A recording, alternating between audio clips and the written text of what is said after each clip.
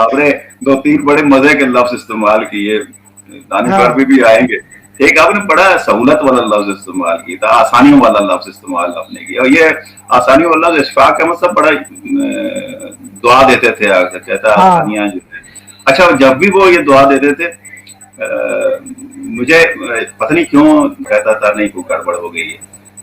یہ آسانیوں والی جو دعا ہے، یہ جو آسانی سہولتیں بہت زیادہ جب آ جاتی ہیں کسی کے پاس ہوں تو پھر اس کے بعد نکما پن بھی آتا ہے. ہم منتقل جو ہوں کرتے ہیں تو بھائی یہ جو خوشی ہے اس کا تعلق دانش کے ساتھ ضرور ہے، لیکن یہ ایسی دولت ہے جو کمائی نہیں جا سکتی، جمع نہیں کی جا سکتی. ہوں یہ بھی یاد رکھیے کہ خوشی مستقل احساس نہیں ہے، ہوں کچھ عوامل کے ساتھ یہ جڑی ہوتی ہے اور کچھ مشقتوں کے ساتھ یہ جڑی ہوتی ہے.